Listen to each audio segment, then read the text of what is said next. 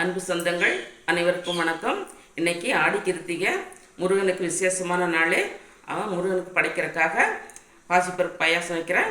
எப்படி வைக்கிறதுன்னு பார்க்கலாம். வீடியோக்குள்ள வாங்க.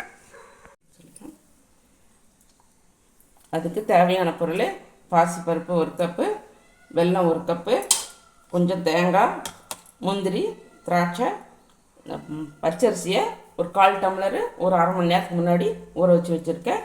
அது கூட 4-5 ஏலக்காய், ஒரு 2 ஸ்பூன் நெய். இப்போ செய்யலாம். வீடியோக்குள்ள வாங்க. ஒரு வடைச்சட்டி வச்சு பாசிப்பருப்பை போட்டு நல்லா வாசம் வர வரையிலும் வறுத்தெடுத்து ஆற வச்சிடலாம். வேறு பாத்திரம் வச்சு 1 கப்பு பாசிப்பருப்புக்கு நான் 3 கப்பு தண்ணி ஊற்றிருக்கிறேன். தண்ணி ஊற்றி கொதிக்க விடலாம். தண்ணி கொதிக்கிறதுக்குள்ளே நம்ம அரைக்க வேண்டியதை அரைச்சி வச்சுக்கலாம்.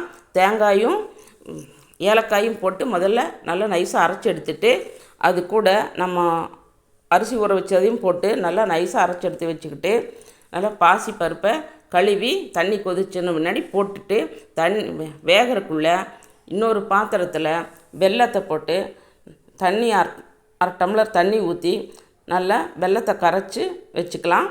இப்போ பாசிப்பருப்பு வெந்துருச்சு.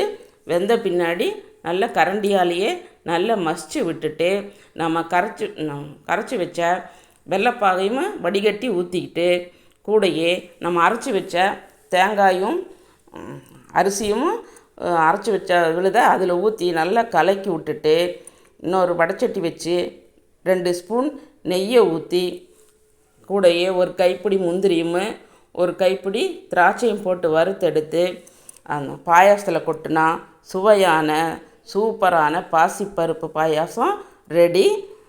அதையே முருகனுக்கு கொண்டு போய் நான் படைச்சிட்டு விளக்கேற்றி சாமியை கும்பிட்டாச்சு.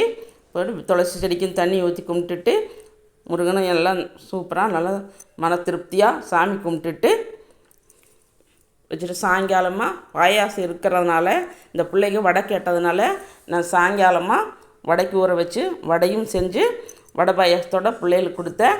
வாங்க, நீங்களும் சாப்பிட்லாம். இந்த வீடியோ பிடிச்சிருந்ததுன்னா இந்த வீடியோக்கு ஒரு லைக் போடுங்க. மறக்காமல் சப்ஸ்கிரைப் பண்ணுங்கள், கமெண்ட் பண்ணுங்கள். வாழ்க வளத்துடன் நலத்துடன்.